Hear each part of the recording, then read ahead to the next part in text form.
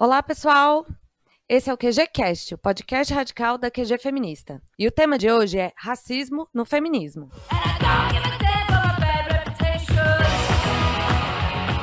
Para ter essa conversa, a gente convidou a Adélia Matias e a Marcele Fonseca. Bem-vindas. Se vocês quiserem se apresentar? Ok, começo eu.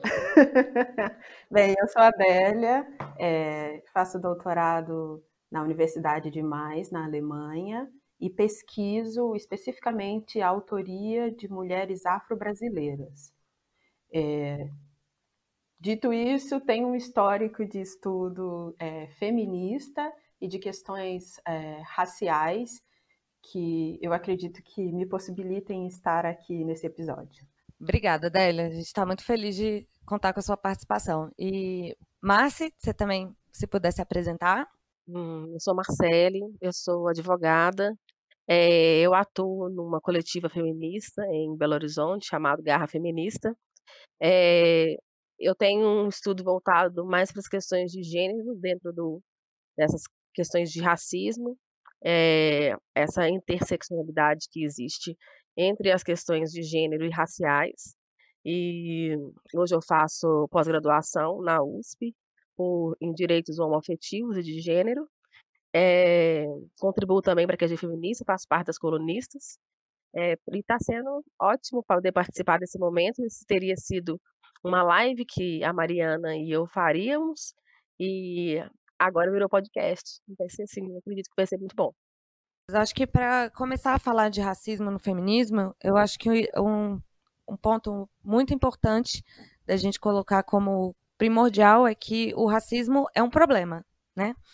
É um problema que ele precisa ser enfrentado e sanado para que o nosso movimento consiga atingir as suas demandas e objetivos, para que a utopia feminista possa se realizar por completo. E partindo disso, eu queria perguntar para vocês como vocês enxergam qual a extensão do problema do racismo no nosso movimento? É, onde que ele se infiltra? Quais são as questões que a gente precisa resolver e como ele se manifesta também dentro do feminismo? Bem, eu acredito que o racismo primeiro precisa ser reconhecido como um problema internacional. Então, para a gente começar a situar a extensão dele dentro do feminismo, eu acho que é interessante conseguirmos localizar o racismo no âmbito mundial. Ele é um dos problemas mundiais porque o racismo é uma das categorias que organizam as sociedades ao redor do mundo inteiro no sistema capitalista. Então já dá para saber que não é uma coisa pequena. Pensando no Brasil como um país colonizado e que recebeu um número de escravizados africanos surreal, eu acredito que não podemos nem tentar diminuir o tamanho do problema. No feminismo, em especial, e aí eu gostaria de falar mais na questão contemporânea, porque dá para a gente traçar um histórico realmente muito muito contundente do racismo dentro do feminismo, mas eu acho que o que interessa mais para a gente nesse debate agora e para os ouvintes, saber no molde contemporâneo qual é o problema, qual é a extensão. Eu acho que, assim como o racismo permeia todas as relações brasileiras, ele está dentro do feminismo, inclusive aonde não se vê. Eu acho legal lembrar um pouco do Bourdieu, que fala que um poder é mais eficaz e mais violento onde ele menos aparece. Então, notar que até poucos anos atrás não se pensava, não se falava, pensar sempre se pensou, mas não se falava sobre o racismo no feminismo, dá para imaginar que ele é um fator muito importante, porque assim como o gênero, ele organiza a sociedade brasileira. Não, realmente, o que ela está dizendo é muito pertinente e perpassa pelo tempo, né? Eu sinto hoje, como parte de uma coletiva, né, sendo uma feminista organizada, que as mulheres negras elas tomaram coragem, porque nós também por muito tempo tivemos medo. Medo de não sermos aceitas, medo da repressão policial, medo de participar de uma manifestação e os atos serem mais violentos pela nossa presença. Então existe tudo isso na nossa história. Outro dia mesmo, eu conversando com amigas, eu disse que quando falamos que não há contribuição de negras no feminismo, e portanto ele é essencialmente branco, a gente ignora também que por muito tempo o acesso à educação foi negado ao nosso povo. E por isso, a contribuição, às vezes, acadêmica, de fato, não existiu, mas existiu a negra, a preta que estava nos bastidores, que às vezes não tinha acesso àquela educação, mas tinha acesso àquela mulher, tinha acesso àquela construção e contribuía sem ter seu nome escrito nela, sem ter seu nome escrito ali. Porque sabemos, né, e isso são fatos relatados, que muitos negros, ao acessarem os estudos acadêmicos, eles foram rechaçados, eles foram perseguidos. Então, não puderam também, de uma forma tranquila e livre, contribuir com alguns escritos. Então, nós temos que pensar também que existem alguns pontos de silenciamento que estão na nossa invisibilidade, na nossa impossibilidade de contribuir de uma forma efetiva, de uma forma ostensiva. Aos negros, por muito tempo, e até hoje, em algumas situações, é dado apenas o antagonismo. Dificilmente conseguimos ser protagonistas. Tanto é que a gente consegue assinalar pessoas do movimento que se tornam símbolos. Elas se tornam porta-vozes.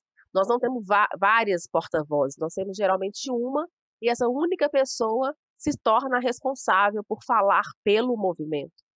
Então, eu acho que essa crítica e essa necessidade de debate nasce também no momento que nós percebemos que nós não podemos colocar a voz em uma única pessoa, colocar as pautas e demandas em uma única pessoa, e nós não podemos também sair da total invisibilidade para, de repente, termos apenas um representante falando a respeito disso, uma única pessoa que tem acesso a livros publicados, que tem acesso a palestras, que tem acesso a entrevistas, porque é uma coisa até que Audre Lorde, em um dos seus livros, ela questiona onde estão as outras mulheres que também produzem, que também falam, que também debatem, por que só eu fui convidada? Porque é o meu nome, o nome referência.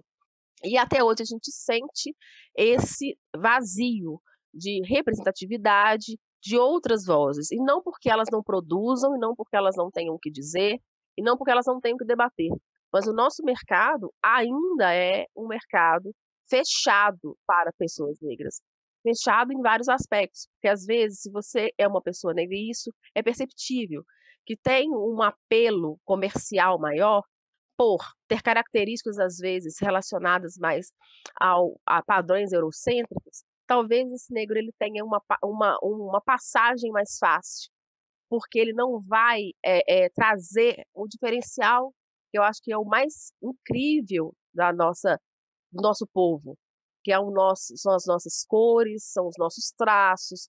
Então, isso também, muitas vezes, é apagado. Então, para mim, essa discussão do movimento negro e do racismo no feminismo passa também por ignorarmos ou fingirmos não saber que, para nós, pessoas negras, o acesso por muito tempo foi negado e ainda é, de forma hoje mais velada e mais maquiada, mas que não deixa de existir. Sim, eu queria só complementar, né, que em relação à fala da Marcele, a gente tem que lembrar que existem, sim, mesmo fora do universo acadêmico, mulheres negras feministas que fizeram toda a diferença. A gente pode encontrar o discurso da Sojourner Truth nos Estados Unidos ainda. Sei que a gente está falando de uma questão brasileira, mas é porque aqui no Brasil também aconteceram movimentos de mulheres negras, nem sempre sobre a alçada do feminismo, mas esses movimentos são silenciados pelas feministas. Eu preciso contar uma das coisas que me chocaram muito enquanto eu ainda estava no Brasil, fazendo uma das disciplinas do doutorado. Eu peguei uma disciplina na sociologia sobre gênero e raça, e a professora simplesmente admitiu que nos encontros feministas da década, acho que de 70 ou de 80, mulheres brancas acadêmicas se recusavam a falar, a estar presente e a dividir em mesa com mulheres negras. Não vou dividir, eu sou uma acadêmica, não vou dividir a mesa com uma lavadeira. Então, é o tipo de coisa que não está na historiografia, mas que precisa ser recuperada. Eu acho triste que a coragem dela tenha sido de admitir isso num espaço de sala de aula e não num espaço oficial, porque eu entendo que há uma vontade e até uma certa autonomia de deixar as histórias das mulheres negras aparecerem como deveriam, mas também a gente não pode negar que há um silenciamento, às vezes por covardia e às vezes por exercício de pequeno poder, como o Foucault fala dos micropoderes, e que eles são praticados pelas mulheres brancas dentro do movimento feminista. E o movimento feminista não se restringe à academia. Então, assim, é muito importante que a gente se lembre que desde o início existem mulheres negras, tanto na academia quanto fora dela, dentro do movimento feminista. A questão é qual é o espaço que o movimento feminista tem dado de reconhecer toda a contribuição de mulheres negras. E aí eu, inclusive, faço uma observação assim que eu acho extremamente importante, que essa última onda feminista se formou especialmente pelas mulheres de cor dos Estados Unidos. Então, dizer que as mulheres negras não contribuem para o feminismo é uma falácia assim, das mais terríveis. O feminismo da segunda onda, depois da questão dos votos e tudo mais, ele apagou, assim, ele entrou num estágio de desaparecimento, porque pelo menos o que a literatura conta, né, a literatura estadunidense, é que a culpa das mulheres brancas diante do racismo e da não parceria com mulheres negras fez com que elas se retraíssem. Então o movimento foi diminuindo e murchando porque não se sabia o que fazer. E aí você tem uma retomada a partir de mulheres de cor, e aí seriam as chicanas, as afro-americanas e a galera do Caribe. Do Caribe, desculpa. Eu acho que é muito importante isso que vocês duas levantaram do resgate da história, né? Porque a gente escuta muito que o feminismo é um movimento branco e elitista.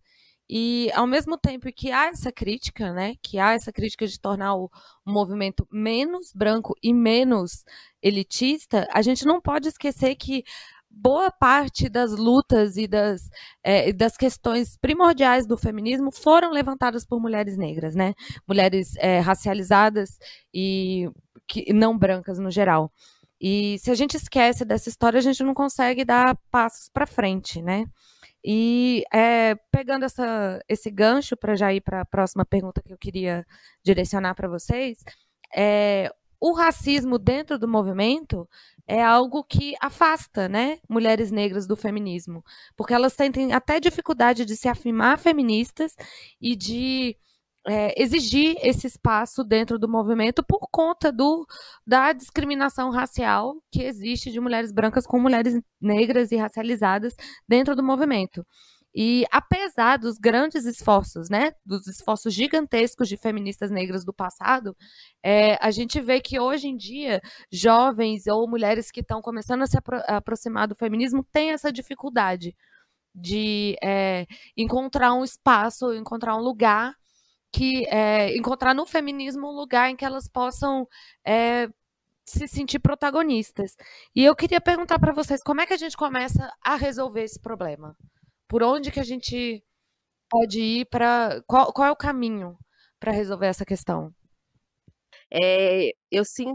Quando eu fui organizada, desde a minha juventude, eu faço parte de organizações, sempre priorizei organizações formadas por mulheres. Então, na minha juventude, até o início da minha idade adulta, eu fui de uma associação lésbica, de Minas, a Além, aqui em Minas Gerais, em que essencialmente eram formadas por mulheres negras e lésbicas. E tanto que nós haviam muitas ações que fazíamos que eram totalmente voltadas para mulheres negras. Existia uma ação nossa chamada Além da Pele, que era um momento mesmo de debate e total protagonismo de mulheres negras, né? O microfone era dado para elas, as inscrições eram feitas para elas.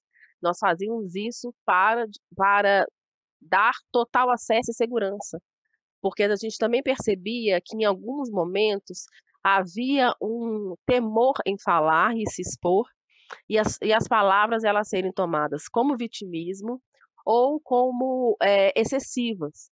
Então, às vezes, denunciávamos tipos de violência que só nós passamos, e em muitos momentos as pessoas falam: isso é mimimi, isso é vitimismo, você está querendo se colocar de coitado. Então, mostrar que a nossa história ela é bem vista e bem ouvida e é querida e queremos conhecer é uma coisa importante. E dificilmente encontramos isso em qualquer lugar. É necessário, antes de tudo, ter uma visão social da questão racial, e muitas vezes não se tem. E porque a nossa questão ela passa por problemas econômicos, às vezes de acesso, muitas vezes de não termos possibilidade de uma série de estarmos presentes por cuidados com família, filhos, e aí havia essa preocupação nessa associação. Atualmente na Garra, o grupo ele é extremamente misto, eu estou falando em mulheres diversas, temos mulheres brancas, racializadas, mulheres negras, e conseguimos trazer de uma certa forma mais honesta esse debate, mas é um grupo pequeno e que se propõe ao estudo do feminismo radical. E às vezes temos dificuldade, desejamos encontrar textos, desejamos encontrar entrevistas, desejamos encontrar documentários que retratem a realidade da mulher, porque eu acho que existem muitas coisas que são construídas e foram construídas e são essenciais na cultura negra, como a questão das transistas, por exemplo, que as tranças elas eram feitas como códigos, elas passavam informações através das tranças, havia ali, né, trançava-se o arroz no cabelo, e aquilo tinha todo um significado para aquela coletividade, e são histórias que por muito tempo nós não tivemos acesso a elas, porque elas não parecem ser interessantes ou comerciais o suficiente. Então, também a dificuldade de acesso à nossa história. E eu percebo hoje um levantamento dessa voz das mulheres pretas, de pedindo a palavra e exigindo estarem presentes, como sempre foi feito, só que foi feito às vezes de uma forma, às vezes de manifesto. Hoje a gente faz quando chega no lugar e fala assim: eu quero fazer parte, eu exijo fazer parte, eu estou aqui, eu quero falar, eu quero ser ouvida. Vem também conseguirmos ter acesso com mais facilidade a algumas histórias que antes elas não eram contadas, porque elas não tinham interesse comercial, como é a questão das transistas. Agora tem um vídeo que viralizou na internet que conta um pouco dessa história, e eu fico vendo a quantidade de pessoas pretas que falam: nossa, eu sabia que essas tranças tinham muito significado, mas não imaginavam que fosse tanto. E então nós também não conhecemos muito da nossa história, porque temos que às vezes pesquisar muito para encontrar. Não são feitos programas de televisão, e eu estou falando de uma forma, falando de televisão como uma coisa que atinge uma massa. Não estou dizendo que atinge a todos, mas atinge uma massa. E na televisão também não vemos documentários sobre o nosso povo, sobre a nossa história e sobre a nossa contribuição. Porque não é porque não está escrito num documento que aquela ação é uma ação feminista que ela deixou de ter importância dentro do contexto das lutas feministas. Não é porque aquele seminário, aquele encontro, aquela revolta, aquela revolução, aquele levante não foi feito com cartazes feministas, que aquilo também não trouxe uma contribuição imensa para a luta feminista. A resistência e a sobrevivência de mulheres pretas, ela, para mim, ela é uma das maiores expressões de luta feminista, porque uma mulher que às vezes vive situações de violência, de vulnerabilidade, uma situação em que ela é muitas vezes ignorada, muitas vezes é tratada como algo menor, e a gente ainda conseguiu resistir, ainda trazer a história dos nossos ancestrais, fazer a nossa história contemporânea, continuar fazendo a nossa história, continuar nos colocando, continuar mantendo as nossas raízes, porque se não fosse também a nossa vontade, vários de movimentos culturais não existiriam, porque eles são essencialmente do nosso povo, essencialmente da nossa cultura, e quem mantém ela viva somos nós, é o povo negro que mantém essa história viva, e então dizer que não há realmente, como a Adélia disse, contribuição feminista, porque às vezes de mulheres pretas,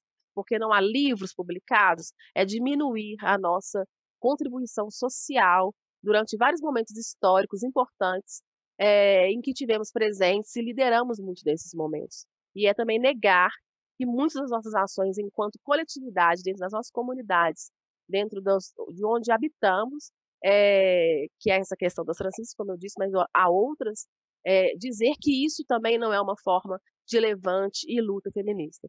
Então, olhar para a nossa história é perceber que essa luta por protagonismo, essa luta por estar sempre contribuindo e não deixando que as nossas raízes, as nossas histórias, as nossas receitas, as nossas músicas, as nossas danças, elas não fossem eliminadas, como muito do nosso povo foi eliminado, mostra o potencial de resistência e de contribuição histórica que temos, e ela é muito importante, não porque não está num livro escrito feminismo, tal coisa, ou estudo sobre o feminismo, ou não há um estudo sobre aquilo, apenas a história sobre aquilo, o folclore daquilo, já mostra a imensa contribuição do povo preto na história, não só do Brasil, mas do mundo.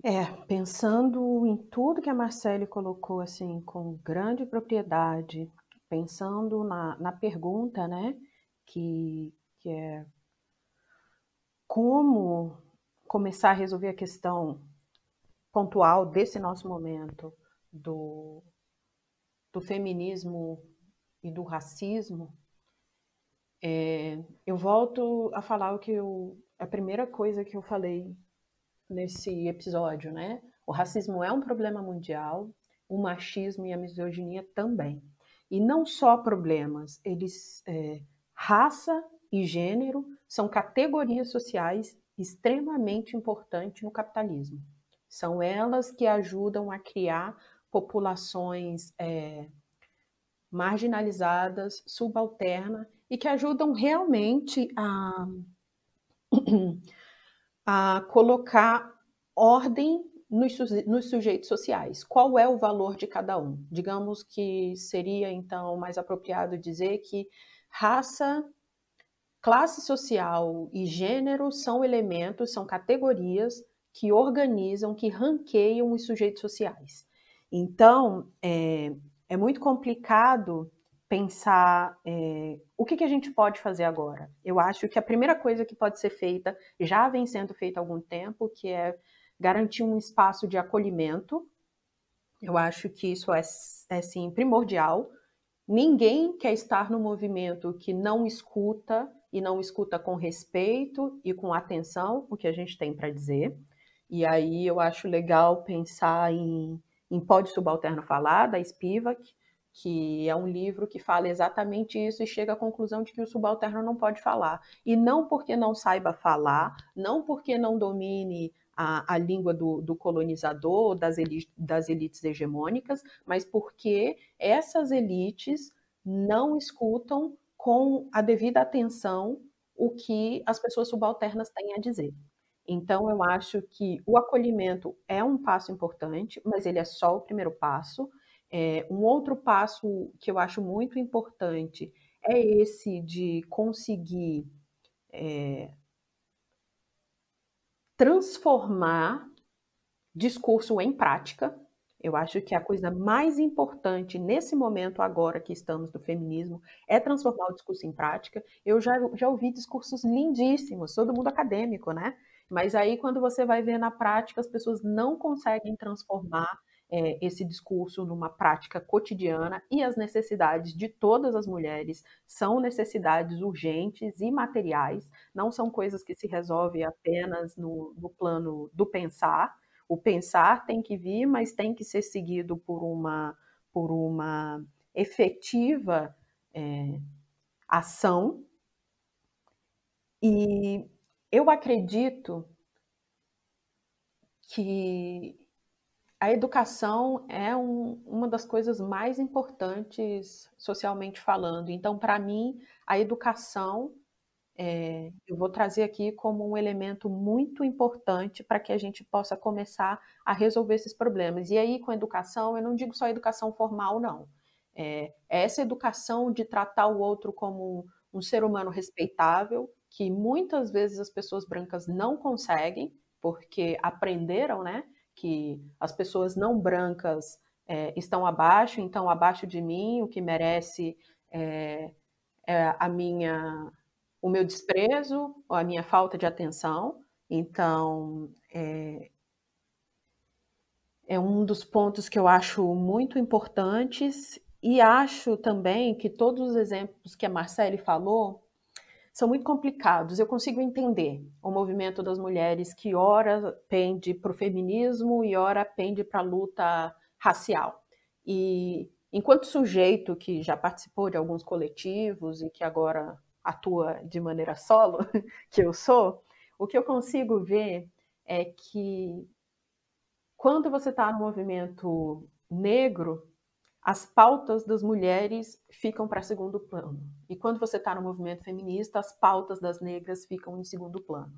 Então, na verdade, o que acontece é que, conforme os vacilos que acontecem em cada movimento, a gente acaba pendendo para um ou para outro. Mas, nesse momento, nós descobrimos que não é preciso, nós, que eu digo nós mulheres negras, descobrimos que não é preciso estar nem subjugada em um movimento, nem subjugada em outro. Então, o que eu tenho visto e com o que eu tenho trabalhado e que tem feito muito sucesso, realmente, que tem sido efetivo, é o trabalho com mulheres negras. Nem com a parceria masculina e nem com a parceria branca. Isso quer dizer que criamos mais um movimento segregacionista? Não. Quer dizer que os dois outros movimentos estão falhando e falhando gravemente com as mulheres negras. Então, assim, eu acho que é um sintoma e uma consequência desse ignorar o que as mulheres negras têm para fazer. Sobre o que a Marcele falou da questão das tranças e dos saberes ancestrais que não estão escritos, eu acho que é um pouco mais complexo, porque algumas vezes é silenciamento mesmo e outras vezes é resultado de resistência. Dividir coisas importantes para a história negra não é interessante, algumas vezes com os homens e algumas vezes com os homens negros e algumas vezes com as mulheres brancas. Então, eu acho que isso até entra um pouquinho numa questão futura que a gente falaria, né? Por que existem movimentos de mulheres negras que detestam tanto as feministas?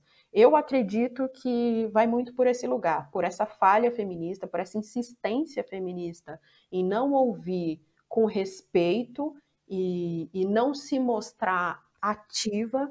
E isso eu não quero, assim, cacetar tão forte as feministas brancas, porque se a gente for pensar, as mulheres feministas são as que mais têm olhado para as questões de raça, ou seja, o restante da sociedade está ainda muito pior.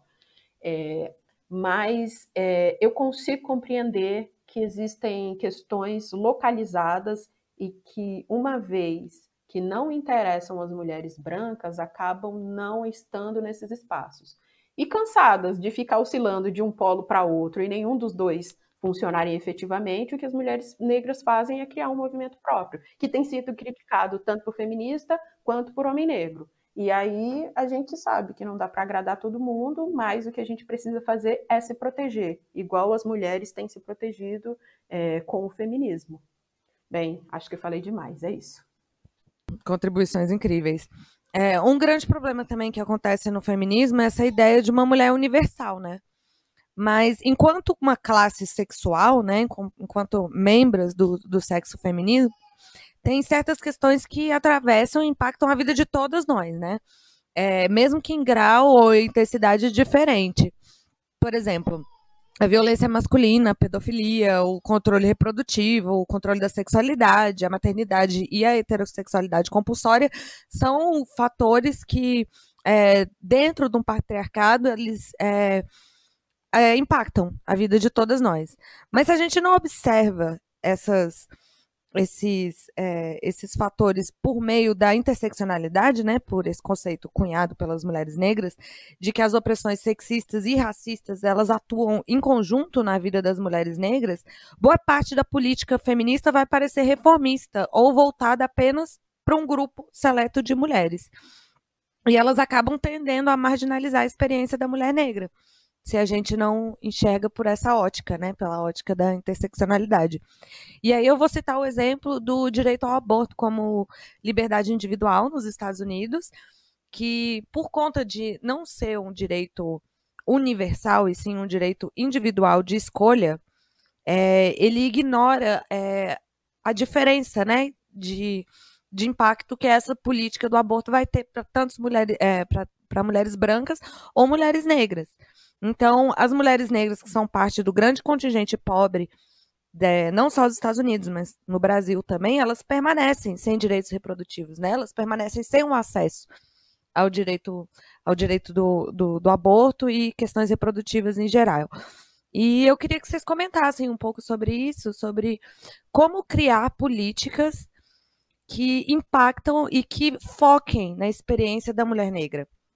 Porque aqui no Brasil, por exemplo, em comparação a essa política do aborto enquanto liberdade individual dos Estados Unidos, a gente tem políticas que não foram criadas visando mulheres, mas que acabam impactando a gente em maior grau. Por exemplo, o Bolsa Família, quando ele começou a ser aplicado no Brasil, ele acabou beneficiando primordialmente a mulher negra, porque ela é a chefe de boa parte das famílias, né? E principalmente a chefe única. Ela é quem lidera uma família que não tem um outro adulto responsável, né? Ela geralmente é a única responsável pelos cuidados e pelo cuidado da família. Então, mesmo que não fosse uma política focada nas mulheres negras, é uma política que impactou a vida de mulheres negras. Então, nesse balanço entre políticas não visadas para atingir mulheres negras e políticas que visam apenas a mulher como um indivíduo não atravessado por questões de raça e classe, queria que vocês comentassem um pouco em como sugerir políticas para que a mulher negra seja a principal a pessoa a ser impactada para que possa sair do lugar de vulnerabilidade e subalternidade que a gente vê na nossa sociedade. Sobre, primeiro, quem são essas mulheres, né? Quem são essas mulheres? Não é apenas um quadrinho para você preencher na hora de uma inscrição. Essas mulheres são mais do que esse quadrinho. Porque se pensarmos assim, basta ter cotas, basta ter o quadrinho para responder se você é branca, preta ou parda, indígena, e aí você faz ali um estudo, um levantamento, distribui uma cota e essas pessoas vão ser contempladas de forma diferenciada. Mas nós temos que avançar também nesse pensamento de cota. Não que elas não sejam importantes, e elas são importantes, acho que trouxeram um impacto imenso na nossa sociedade e na nossa economia também, porque também não somos sujeitos apenas sociais, nós somos políticos também e interferimos na economia. Então, quando há essa distribuição desse dinheiro de uma forma a contemplar pessoas que às vezes estão na linha da miséria, elas passam a interferir na economia de uma outra forma e exigir produtos e serviços. Também não basta um posto de saúde que é concentrado em algumas comunidades, porque são políticas que já são feitas, mas são feitas de uma forma que eu entendo totalmente paternalistas. E eu quero dizer o que com isso? É aquilo que você pensa de forma superficial para tentar resolver o problema ou fingir que você está resolvendo o problema. Nós temos que avançar nesse pensamento. Avançar nisso é necessário. E para avançar, a gente tem que olhar para essas pessoas. Nós temos que olhar para o nosso povo e olhar para a comunidade de uma forma não apenas humana, mas como social, econômica e política, e compreender as necessidades dessas pessoas, as necessidades principais do povo, tirando esse olhar do vou fazer o que dá para fazer. A gente também tem que sair desse lugar do dá para fazer, porque nós podemos mais e queremos mais e fazemos parte da sociedade. Nós não somos um recorte na sociedade enquanto sujeitos da sociedade. Nós fazemos parte da sociedade, né? O recorte ele acontece nas questões de raça e classe, e em algumas situações em questões de raça, classe e gênero, mas queremos fazer parte da sociedade. E para fazer parte, o olhar para o nosso povo, o olhar para o povo preto, ele tem que ser além desse olhar, de vou dar 2% das vagas destinadas a essas pessoas, porque queremos mais que isso. Não estou falando mais que 2%, nós queremos mais do que cotas. Eu preciso entrar uma escola e que a cultura negra, a história negra seja contada. Isso tem que fazer parte do currículo. Nós temos que estudar desde a infância, qual foi a contribuição do povo negro, mesmo que muito da história que será contada será de tráfico humano, em razão da escravidão, em razão de pessoas serem sido traficadas para este fim. Essa história também tem que ser contada sem romantismo, para que haja compreensão de que do nosso povo foi tirado muito, inclusive o seu lugar. Fomos tirados do nosso lugar, fomos tirados do nosso espaço de forma violenta e levados para fazer serviços forçados em outros lugares. E ao chegar nesses lugares para poder fazer esses serviços forçados, né, ser escravizado e desumanizado, tentamos de forma árdua e de uma maneira resistente, de uma maneira consciente, de uma maneira a não deixar perder a nossa história, a manter as nossas tradições. Então, a culinária do nosso povo precisa ser ensinada, precisa ser falada. A nossa história precisa ser falada sem romantismo, sem eufemismos, tem de ser falada da forma que é. Pessoas foram escravizadas, mulheres negras foram estupradas. A miscigenação no Brasil, ela é fruto de estupro, ela é fruto de violência. Então, temos que tirar também essas palavras que amenizam a história para que a sociedade compreenda, da forma que tem de compreender, que a nossa trajetória é marcada por muito sangue, por muitas mortes, por muita luta, por muita perda, e que por isso o olhar de muitos sobre nós, ele é feito e talhado no racismo. Então, reconhecer isso é um começo e para essa mudança e para que esses acessos comecem a acontecer de uma forma realmente humana. Eu não quero ser só um quadrinho num formulário. O olhar para nós tem de ser também na grade curricular. Não adianta eu ser um quadrinho no formulário e na grade curricular a história do meu povo ser contada de uma forma romantizada, ou minimizada, ou diminuída, ou que as nossas tradições religiosas, de dança, de culinária, cultura e artística sejam faladas como algo menor, como algo pertencente meramente a uma tribo, como se essa tribo também não tivesse uma contribuição histórica e social importantíssima. Então, sair desse lugar de menor ou de subcultura, não que a subcultura não tenha uma contribuição importantíssima, porque tem em muitos aspectos, mas a nossa cultura não é uma subcultura. E, então, também a mudança nas grades curriculares, a mudança da forma que o discurso é feito, que a história é contada, as palavras que são usadas para se referirem a nós, a maneira que se referem às nossas particularidades e às nossas demandas específicas não sejam feitas como se estivessem nos dando uma esmola ou nos concedendo um privilégio de ter uma cota, porque isso não é um privilégio também, né? Eu quero viver num mundo, isso falando das utopias, tanto na luta de raça como nas lutas de gênero, que é a luta feminista e a luta das mulheres pretas, eu não quero mais fazer parte dessa cota.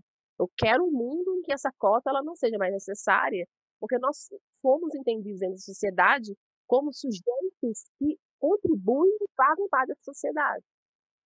Então, são coisas que são muito importantes de serem administradas. A gente precisa contar a história do nosso povo de uma forma real e que as palavras certas sejam dadas.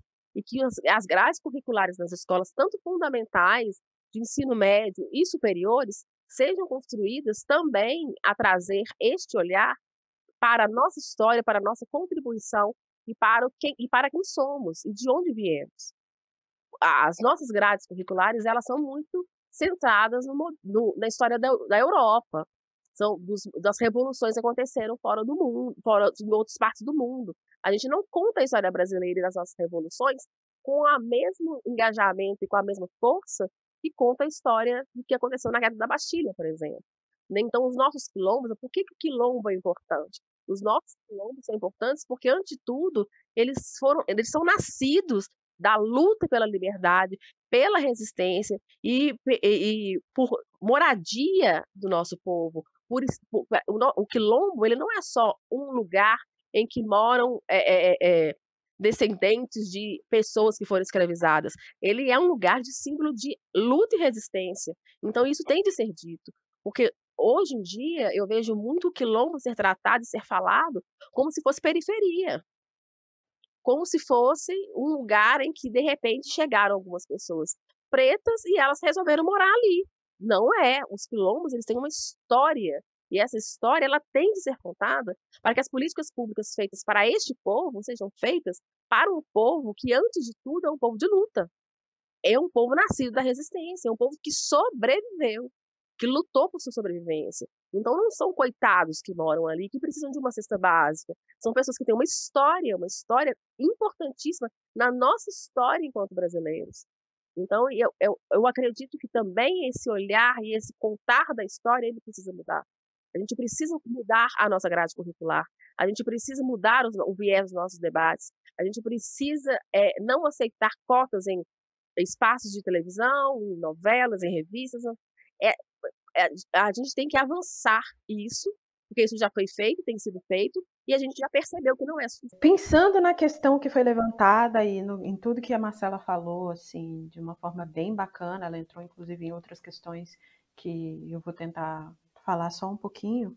Bem, em primeiro lugar, o que eu acho é que nessa questão específica, eu acredito que, em primeiro lugar, a gente precisa de políticas públicas. E algumas delas já existem, algumas delas já estão em funcionamento e algumas delas demonstram a ineficiência de uma eficácia geral para as mulheres. Eu vou pensar em uma atitude, na verdade eu falei políticas públicas, mas eu acredito que a gente precisa da intervenção do Estado de maneira geral, inclusive com políticas públicas. E o exemplo que eu vou falar é da Lei Maria da Penha, que funciona muito bem para mulheres brancas, mas que para as mulheres negras não funciona. Então, em primeiro lugar, a gente precisa de uma ação estatal que seja realmente efetiva. Em segundo lugar, eu acredito que a gente precisa mudar as práticas sociais, porque não adianta existir uma lei e, por exemplo, uma mulher branca aparece para fazer uma denúncia e é levada a sério e uma mulher negra não é. Eu acho que aí, mais uma vez, é a operação do racismo. Então, existe toda uma ideologia que tem a ver com o que a Marcele falou sobre educação, que precisa ser revista. Eu realmente acredito que letrar as pessoas racialmente e a partir de um olhar gendrado é muito importante para que as políticas funcionem. Só que eu acredito que existem especificidades. Tanto que, às vezes, mirando em uma questão como o Bolsa Família, que é a diminuição da pobreza, você acaba sanando outra que você nem tinha noção. E isso por quê? Eu acredito que o Estado não tem olhado com a devida atenção para as questões raciais. A gente realmente precisa entender que o racismo é uma das mais importantes estruturas da Constituição brasileira, assim, não da letra da lei, mas da formação do Brasil. Enquanto a gente não tiver isso como uma ideia norteadora, eu acredito que muita coisa não vai funcionar. É preciso saber, especialmente lidar com a interseccionalidade e com a importância de olhar e criar medidas específicas para pessoas específicas por causa disso. Eu não sei se vocês já leram, mas a Kimberly Crenshaw tem um texto que fala sobre interseccionalidade. E eu acho fenomenal o exemplo que ela usa. Eu acredito que é. Eu não me lembro o título agora, desculpem, gente, a falta de referência bibliográfica. Mas ela coloca em prática o exemplo da interseccionalidade e como foi importante mulheres negras perderem um processo para poderem enxergar nos Estados Unidos como o racismo funciona especificamente para as mulheres negras. Isso porque um grupo de mulheres negras entrou com uma ação legal contra uma determinada montadora, porque eles estavam sendo racistas.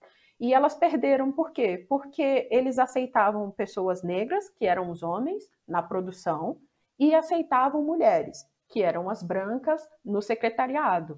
Então, foi a partir dessa peça que se conseguiu ver que existe um problema que é específico.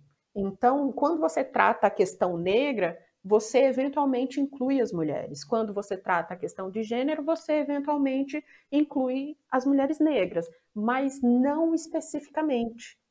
E isso é importante porque as ações governamentais, que eu acho o máximo a classe média brasileira falar, eu pago o meu imposto, eu sou um cidadão de bem, como se as pessoas mais pobres também não pagassem, né? E tá errado, porque pagam, todos pagamos. E, inclusive eu, que estou fora do Brasil, mas com um contrato de trabalho que serve para a Previdência Social brasileira. Ou seja, continuo pagando meus impostos também. Eu acho importante a gente pensar que é preciso olhar para as demandas específicas de pessoas específicas. Especialmente o Estado precisa fazer alguma coisa, porque o nosso país tem muito respeito pela força estatal, federal, municipal, estadual, mas eu também acho que as pessoas precisam se organizar. Eu gosto muito da ideia de organização da sociedade civil, porque na parte da prática, na parte do imaginário coletivo, da construção de imagens, da construção da representação de imagens, e aí eu puxo um pouco a sardinha para o meu lado, que é a educação e a literatura, a gente precisa enxergar as diferenças. E a gente precisa enxergar as diferenças de uma maneira que elas não signifiquem, de fato, um olhar piedoso ou um olhar de superioridade diante do outro. Realmente, existem demandas que são gerais, por exemplo, quando falamos da questão do estupro, quando falamos da questão salarial das mulheres, afeta todas as mulheres. E algumas, especialmente na questão do corpo mesmo. Agora, eu tenho uma amiga que fala uma coisa muito interessante. Ela diz que se as mulheres negras avançarem, toda a sociedade avança. E que seria muito interessante que se colocasse um olhar mais detido, mais cuidadoso e mais responsável diante das questões das mulheres negras. Eu concordo com ela, mas eu concordo que existem forças que fazem o sistema capitalista funcionar, e essas forças são exatamente as que oprimem determinados grupos sociais. E uma verdade que é muito doída de falar é que mesmo dentro do grupo negro, a gente encontra resistência quando muda a situação de sermos a mulher subalterna. É muito ruim ser o último sujeito da pirâmide social. A gente sabe disso.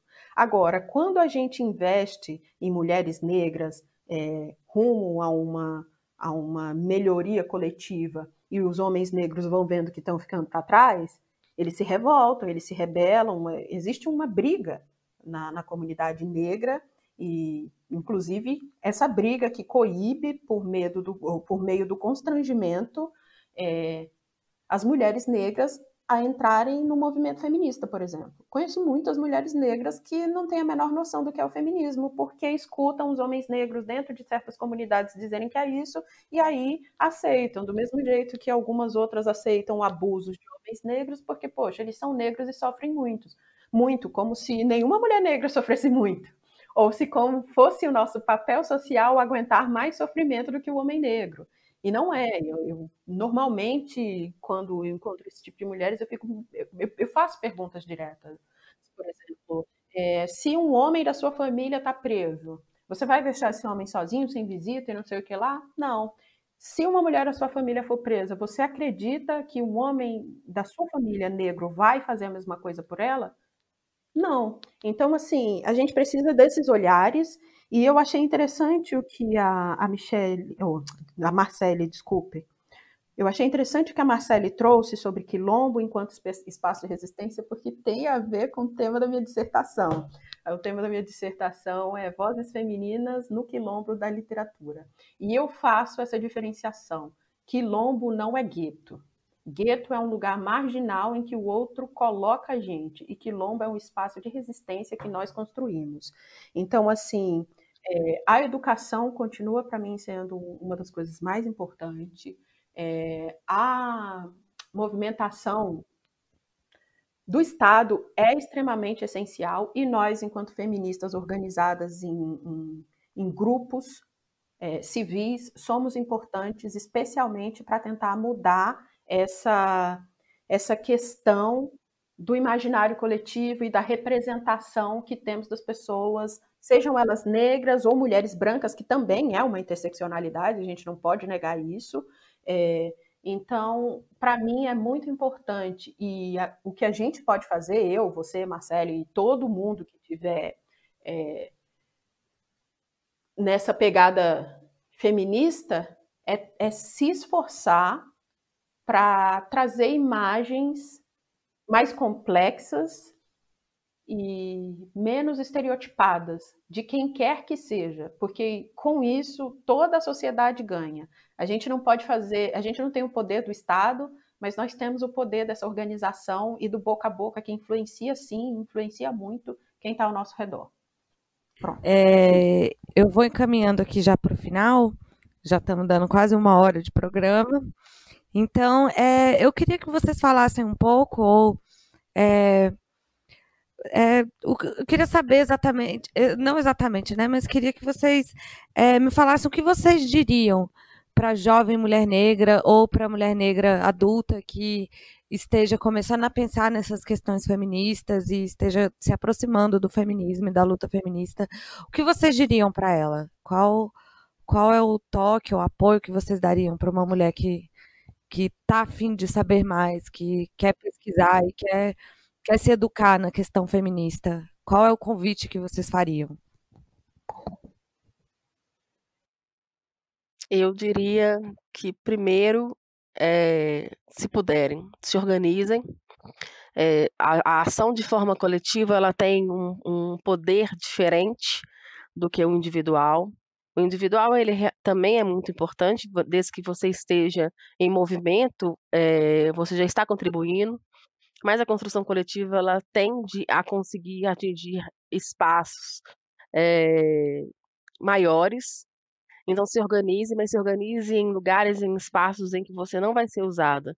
Ou como exemplo, nós temos uma mulher preta aqui, em lugares em que você não vai ser usada como escudo, ou lugares que você não vai ser usada só em momentos como relacionados a dias específicos para mulheres negras, que vocês contribuam de uma forma, vocês percebam que a sua contribuição e a sua voz é ouvida, independente de ser uma pauta totalmente relacionada à questão de raça.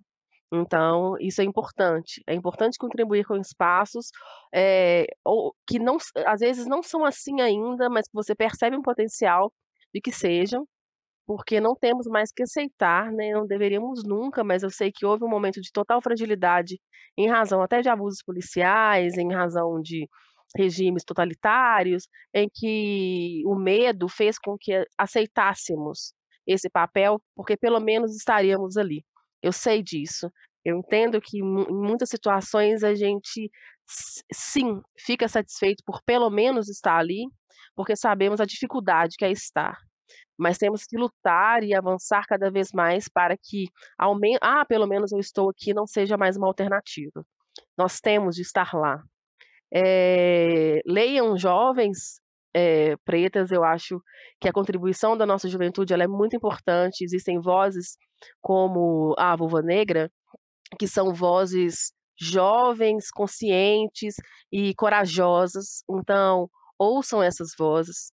Não é porque você já tem 20 anos de história e de luta que a juventude não tem nada para poder te trazer.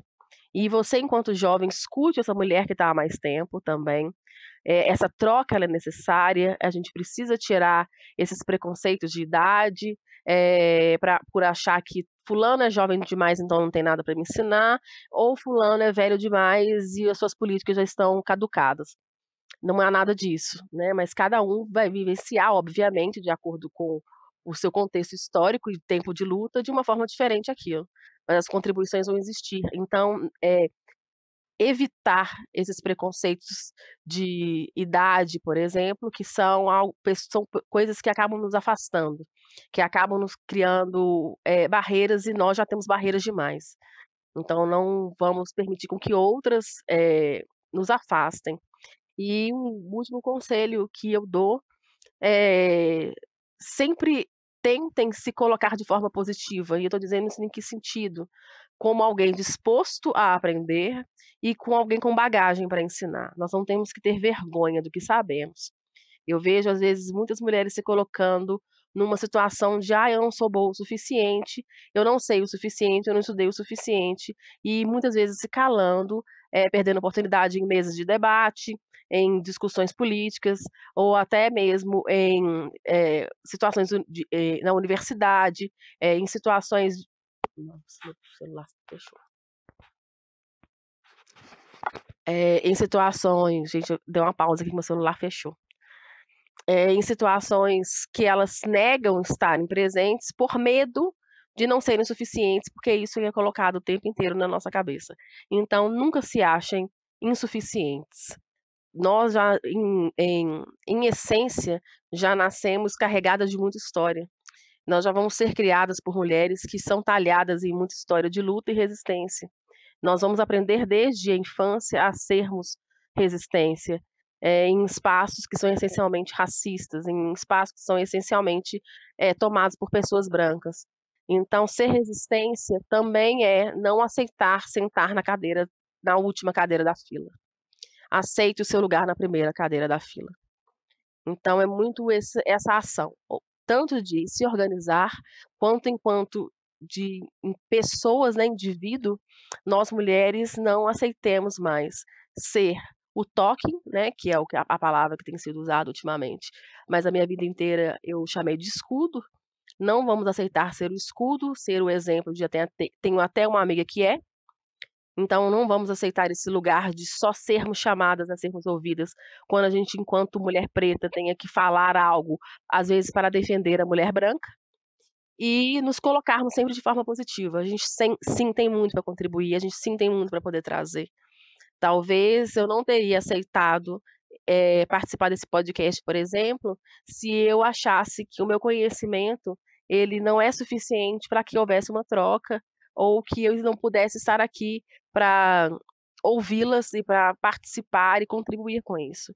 Então, avançar no medo é importante, tem que ser cotidiano. Bem, a minha sugestão para as mulheres jovens, ou não, para quem está entrando no mundo do feminismo, é uma criada de consciência em várias esferas, na pessoal, na coletiva, na política, na subjetiva. Eu acredito que a primeira coisa que é importante é estudar mesmo, gente. É ler de verdade sobre o que foi produzido, sobre o que não foi, questionar, conversar com as pessoas negras mais velhas que você conhece para entender histórias que não foram contadas e que não estão em livros. Eu acredito que é importante um momento individual de leitura e pensamento crítico sobre o que você tem lido e o que você tem compreendido, e encontrar sua voz diante dos textos que você vai ler, porque eles te indicam qual é o caminho que você deve seguir dentro do feminismo. E depois uma ação coletiva. Eu acho que o principal problema social que temos hoje é o fato de as pessoas não conseguirem se organizar coletivamente. Nenhum movimento vai ser perfeito, nenhum movimento vai ser fácil. Vai ter briga, vai ter tensão, vai ter discórdia, e o que a gente precisa aprender é lidar com essas questões. E aí é complicado, porque eu não queria dizer isso só para as mulheres negras, também diria para as mulheres brancas. Precisamos entender que tensão tem em qualquer lugar, e precisamos ter um pouco de fé de que caminhando a gente constrói o próprio caminho. Isso significa dizer o quê? Que muitas das questões para as quais nós temos uma demanda e temos urgência e necessidade de resolução, elas ainda não têm respostas, mas que coletivamente é possível encontrar saídas que sejam plurais. Então, eu acredito que, como a Angela Davis disse em algumas das palestras que ela deu no Brasil e que eu assisti, a primeira coisa mais importante para uma mulher negra é estar viva. Se mantenha viva. E depois você estude e se organize coletivamente, porque é o que a Marcele falou mesmo. Existe uma luta coletiva e existem objetivos e demandas que são supridas apenas pela coletividade. Então, sozinha também não tem jeito. E eu acredito que quanto mais organizadas e cientes de que é possível chegar a objetivos comuns quando se está trabalhando em conjunto, é possível entender a natureza das organizações coletivas e é possível fazer uso do maior poder que ela dá. Então, eu acho que é isso que eu teria para dizer para as pessoas que querem ingressar agora no feminismo. Bom, mulheres, muito obrigada pela presença de vocês, por esse debate riquíssimo. Foi muito bom aprender, ouvir, conversar. No episódio de hoje, a gente citou palestras da Angela Davis, o artigo Mapeando as Margens da Kimberlé Crenshaw. Indicamos também o perfil Vulva Negra, um perfil de feminismo radical para mulheres negras. E contamos com essas duas presenças maravilhosas. Fiquem de olho no próximo episódio. Se vocês quiserem dar um tchau. Foi um prazer, eu gostei muito da participação, aprendi muito com a Adélia. Os seus apontamentos, Mariana, foram feitos de uma forma muito interessante, muito bem estruturada, que permitiram um debate muito rico. Então, só posso registrar a minha satisfação de ter estado aqui hoje, e eu espero que as mulheres que sejam atingidas por esse podcast se sintam vistas, ouvidas, e sintam a importância que elas têm, tanto para nós mulheres, né, que estudamos nosso povo, o povo preto, mas também dentro de uma sociedade que tende a constantemente nos apagar. Então, eu espero que esse podcast ele chegue como uma voz de luta, resistência e de chamado para que sejamos cada vez mais unidas. Eu também quero agradecer, foi muito maravilhoso poder te ouvir. Marcele, muito obrigada. Muito obrigada pelo convite, para a Mari e para todas as meninas do QG. E estou por aqui. Quando vocês quiserem, precisarem ou simplesmente lembrarem, podem chamar, porque é sensacional fazer parte de um projeto tão bacana quanto esse. Muito obrigada. Obrigada a vocês. E as nossas ouvintes, fiquem de olho. Mês que vem tem um novo podcast com um novo tema. Sigam a gente nas redes, Instagram, Twitter, Facebook.